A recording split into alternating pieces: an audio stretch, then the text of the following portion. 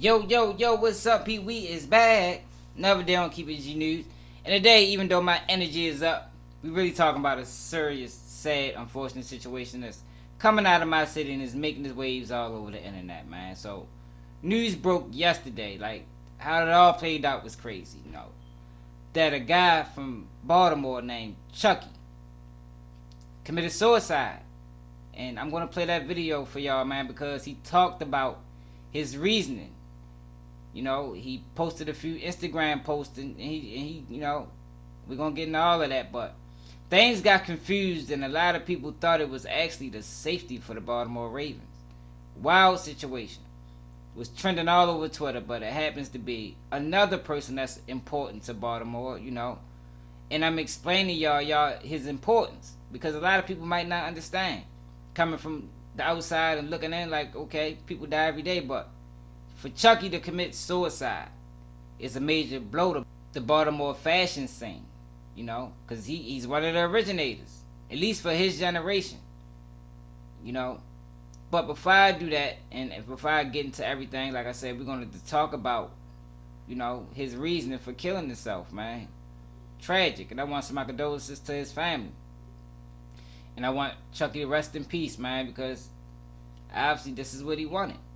You know, even though I think committing suicide is selfish because you're only affecting the people that's living. You know, when people do what they do, they gone. Now you leave the living to deal with the grief. So I actually think that is very selfish of him to do that way, man. But at least it was good for people to get some clarity. You know, a lot of people leave notes. He put out a whole video explaining his reasoning. And I'm going to play that video. And I'm also, after the video play, I'm going to also detail some of these situations that he talked about, because some of them is public. And I want people to get a full and clear understanding of what we dealing with and why this happened. You understand? I just want everybody to know, bro, it's not about money. Just cause. It's cause I didn't want to be home. Like, I was just paying rent to just pay rent. Just paying rent. Just paying rent. I never stayed there. I would sleep in my car, never go. It just felt so empty. It just felt. Dad was supposed to come home and teach me how to cut hair, and he just do strictly wigs. He called me, texted me, asked me to pick him up, and he ended up finding a ride, and my man ain't come home. My man ain't come home. My man ain't fucking come home, bro. And sometimes I'll be like, if your stupid ass would've just went, if your stupid ass was, if you didn't have your fucking phone do not disturb, you probably could have picked him up. He'd probably be here. And that shit ate me up for a while. And me and Black got cool. Like, me and Black was never that cool. It was cool cause sports, Park Heights, and third football, Park Heights, St. all that shit. And I always thought the Black damn. Then we started banging. Like, we was banging, we was fucking bitches, we doing all types of stuff and shit. But most importantly, I had this cool ass, like, it's like Black came in my life. Black came in my life and pretty much replaced Dev, and it was cool. And some nigga was texting me. Green messages. I don't know. I told Black, leave them green messages alone. Cause I was held at gunpoint pretty much more times than I can count on my fingers, but I always had a gun except probably like twice. So I never got robbed, and one time there's some niggas that actually knew, like, yo, bro, that's Chuck. Leave him alone, bro, dog. Other time I had a gun, so got out of it. Twice, one time it was a BB gun, the other time, niggas ain't really want to do shit. I talked niggas out of it somehow. My baby mother and my son was in there. Anyways, this nigga, he came to my store like 2 times. Black was in there. That's why I really take a blame for Black shit. Cause they came in there 2 times. All Black was in there. Nothing, man. They talk about Black. Nothing. I get there until they come back around. come back. So what phones you got? I'm showing the phone. She pulled out the blick. She couldn't get to my blick fast enough, of course. Didn't know what to do. But I always thought I was just so tough to be so skinny. I thought it was so tough to be so skinny. We charged this nigga. Just knew we won this fight. I had a shot go off, but I seen the ceiling. I fought this nigga. I seen the bullet hit the ceiling. Well, I seen this smoke in the ceiling. Hey, I'm just fighting a nigga. Fighting a nigga. I was like, ground. I see black. Wait out. It's crazy. Before this nigga got a store. I don't know where the gun is or whatever. Anyway, black gone. It should have been me. He should have been gone. Anyway, shit was ass. Shit was ass. I got a perfect girl, Christian. She's pregnant now with a boyfriend. Congratulations on her. Perfect. And I know she probably blamed myself, but honestly, I was never over my baby mother. I was over my baby mother. That's all that was about. And I got cheated on, and it was like, it got to a point, it's like, that type of pain I ain't want nobody else to feel. So I would just leave Christian before I cheat. That's all. And now it's like, I've been keeping updated. I've been staying updated with the nigga that killed Dev, court case. Of course I couldn't go to court. Of course I couldn't go to court. Well, if I was gonna do this, I could have went to court. I'm gonna see if that nigga was gonna get released or he was gonna get life. Nigga ended up getting life. I wanted that nigga dead. I wanted that nigga dead. I like 3 people that I wanted dead in my life. 2 of them are fucking dead. I know I'm loved. I know I can make money. I'm not gonna try to sit around. But it's like, I just be sad. I just be sad. Like if you see my DMs and see how many people be trying to mess with me, or you see how many people be interested, it's like, I try that, it just don't be fun. It don't be fun. I try love, it don't be fun. I get money, I end up losing it again. Because, well, I don't know. I can't tell you why. I can't tell you. Why the fuck I be doing shit I be doing? This shit just don't be fun no more. It's funny. I wasted all this money on clothes and shoes. And somebody made a post one day saying, that nigga got the same pair of 2-3 jeans and I got enough money. I bought like 20 pair of jeans one day. I don't never wear them. I still got jeans. Anyways, all this bitch with old gas hoodie on. Fucking Crocs. I was always thinking I wanted that shit. I never wanted that shit. I barely wear that shit. Anyways, Dad used to tell me to take trips and wear shoes because I always wanted to take trips. It's like, I need 100K first. Very, very sad, man. It looked like to me Chucky was dealing with a lot of grief, a lot of frustration, a lot of anguish, a lot of regret. And regret is the big thing, man. Seemed like to me he was dealing with a lot of that, yo. A lot of decisions he wished that he wouldn't have made, a lot of decisions he wished that he had made. And we all been there, you know. I just did a video recently about regret and how my cousin just recently passed and we haven't spoken like seriously in years because I let a situation from almost 20 years ago shape my future with my cousin, yo, and that affects me, you know. But he talked about it not being about money, man. But as y'all can see in these other Instagram posts, he talked about the money that he had. You know, he had the most he had was 60,000, and he can't fathom working another job because he tried haircutting. Can't find a why pour 3 of the tricks. A block in the house if I'm needing a bitch. Standing on business, you numbers. If you get this much, you gotta go hide it. I'm a businessman with some blow. It's different when you used to making a certain amount of money, man. Especially when it's your first run. You know, because for the most part in life, you're going to have ups and downs. You go on runs where money is coming through fluently. Then you have the down times. When your first run is plentiful, money is coming from everywhere, that fall hurt harder. You know, and I think, just my opinion, it looked like to me that's what Chucky was dealing with.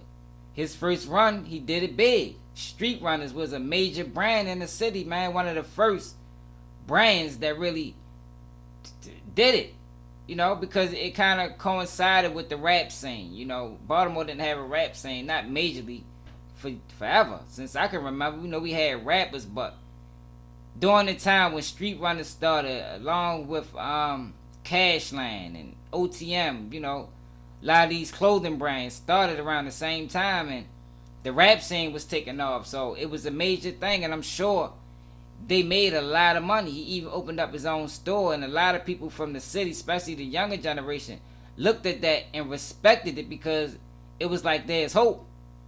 You know, if Chucky can do it, I can do it. You know, that's the saying. That's how people feel when you see somebody that you can touch, you know, look like they made it.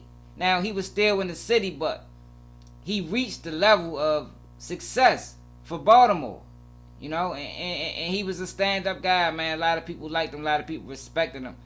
That's why it's such a blow to the city. But he was dealing with regret. He was dealing with regret from his homeboy getting killed, man. He wished he could have done more. He was dealing with regret for his other homeboy getting killed. It felt like to him, just from what he was saying, that every time he get close to somebody, they get taken away. Now, I've been in that situation before, and I explained that to y'all in one of my previous videos, how when one of my friends got killed, I got the blame. And I actually been to this point, but I was very young, 16. Never acted on it, but those thoughts will get you. Those thoughts will get you, man. And my advice to people, yo, when you get them thoughts, talk to somebody, man. Because it's never that serious. Things change. Life is a roller coaster. All you gotta do is ride it out. And things change. Things get better. But he talked about his friend, and he wished that, and it looked like to me, he thought that if they wouldn't have rushed him, if they would have just gave it up, you know, because all he wanted was some phones or some merchandise, his homeboy would have still been living. But what we got to understand is people is, a lot of that is God's will, when there's nothing we can do about it. There's nothing we can do about it, man. I even detailed a situation on here where one of my friends got murdered, and he wanted me to ride with him. I told him no. Then I told him yeah, because how my mind worked once I got to him. But the plans changed. He ain't need me to ride with him no more because the people was coming to him. And it happened how it happened. So even trying to be up on it is not enough. What God want done, it's going to be done, man. And it's hard sometimes, but we got to accept it. But he also talked about his man Devon. Now, I looked into Devon and who Devon was, you know, because I wanted to give y'all a detailed video explaining his situation. So this is who Devon was. Hey man, it's your boy Celebrity Cuts by Dad, man. Devon Chavis was living out his dreams. The Baltimore barber had a huge following, hundreds of clients, but now his barber chair is empty, except for a small memorial honoring a life that his family and friends can't believe is over. He was outstanding, just period, outstanding guy, you know, pleasant personality, was the best through the roof. You rarely ever seen him mad. He was never mad, always a happy guy. Police were called to the 4900 block of Goodnow Road in Northeast Baltimore Tuesday night and found Devon shot several times in the stomach. He passed away several hours later. Police haven't talked about a motive or a possible suspect. His goal was to have a nice upscale barbershop. Anthony Mickey Johnson says Devon had only been a barber for 2.5 years, but his business, Celebrity Cuts by Dev, was growing rapidly, partly because of his expertise in male hair replacement. Devon leaves behind a 2-year-old daughter. It's a terrible thing. The city just needs to take a minute and really think about what they're doing. And so police haven't given any other details about the circumstances around the shooting, but they are asking anyone with information that could help out with the investigation to call them or Metro Crime Stoppers at 1-866-7-LOCK-UP. Reporting live at Baltimore City Police Headquarters tonight, Kai Reed, WBAL TV 11 Not News. tolerate violence in our neighborhoods. We will not be held captive by violent criminals. We will protect our city. U.S. Attorney Eric Barron outside the federal courthouse after a judge sentenced 21-year-old Rashad Nesmith to 40 years in prison. Nesmith pleaded guilty back in June to committing carjackings and armed robberies. Prosecutors say he admitted his involvement in 2 criminal enterprises, one involving the CCC violent street gang and another group that led to an off-duty police officer getting critically injured and the murders of 2 other men. Their victims were innocent, simply going about their lives in the city and attacked without provocation. Nesmith and his co-conspirators saw them not as people, but as targets of opportunity to further a callous criminal lifestyle. Nesmith admitted to participating in several shootings. Man, it's your boy Celebrity Cuts by Dad, man. You was tuned. Devon Chavis was shot multiple times in July 2019. Investigators say he was the victim of an armed robbery. The Baltimore barber had a growing business with hundreds of clients. Days after that shooting, 48-year-old Kendrick Sharp, an Army veteran and father of 5, was shot and killed during an attempted robbery.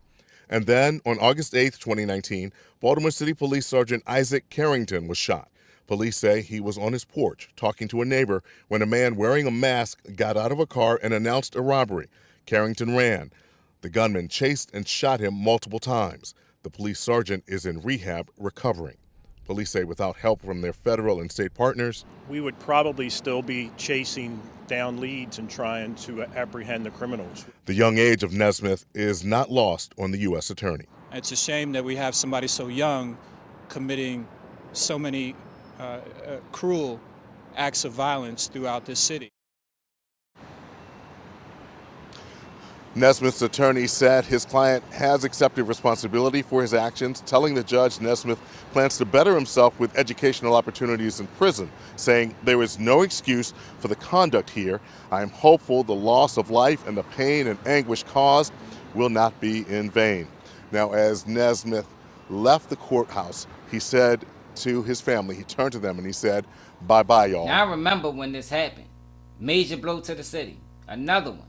You know, Devon was, he made a lot of money cutting hair. One of the first to ever do it. Straight up. What he have done, as far as the celebrity cuts thing and the name that he made, that wasn't done before in the city. So when he got killed, it hurt a lot of people, especially to see a person that wasn't involved in the streets to go like that. You know, a person that got his money honestly. You know, for the most time, for the longest in our city, we didn't hurt innocent people. You know, people that was getting killed was people that was in the streets. But now we living in a different time where these young dudes that's going after anybody and anybody can get it, which is wrong. But he dealt with regret in that situation because he felt like if he would have answered his phone, maybe things would have been different. But we can't think that way, man. You know, a lot of times we always look at it like, what if, could I have done differently? But it's nothing we can do. It's God's will. It's nothing we can do. You know, I live with it, even still today.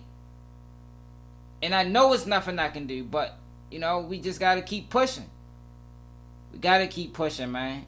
And I ain't going to make this video long, but I just wanted to explain to the world because I see that the video was taken off, and I'm probably the only person from Baltimore that's willing to even explain what's going on and why is this such a major blow.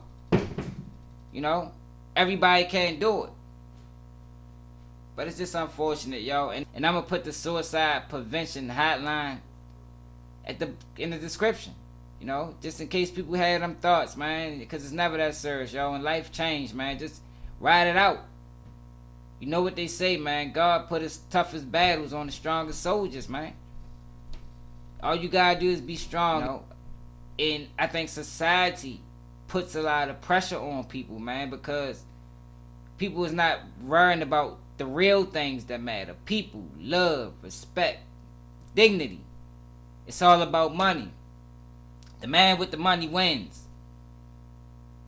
And I think that's what we saying with Chucky, man. Even though he said it wasn't about money, I think the fact that his first run took off so fast, and he's saying more money than he ever seen in his life, that he couldn't take the fall. Or he didn't know how to recover from the fall. You know, because when you up everybody around, and a lot of times when you take these falls, you there by yourself, man. You'd have to pick up the pieces when you didn't looked out for everybody when you had it. But that's life, man, and we can't let that shape who we are. Never change who you are because of people. You know, don't be tick for tat. Be you, man. God respects it. You'll go a lot further just being you, yo, and letting the chips fall how they fall. Straight up, man. But like I said, I want to say rest in peace to this man. Condolences to his family. Shout out to Baltimore. I'm probably gonna die if I lead a clan. You got your turn and you turned your back. You turned around, ain't no turning back. I can't be the boss and no us and that. I'm bringing bow and I'm bipping with 2 times. I bought the drink and the cake, got a coupon. Make 20,000 a neck on a futon. Sitting out, cause my brother in Jumon. Why you telling people you selling fitting all? Why you telling feds you selling shit at all? Why you telling cops if you about to get it all? I'ma tell you nothing, I'm already squeezing. You be dreaming about your dreams. I be living out my nightmares. I been missing, I been bad. The other night she was right there. I be lurking with my bros. I be crying with my mom. She be praying to the Lord that I don't turn into a monster. You be dreaming about your dreams. I be living out my nightmares. I been missing Kevin Bates.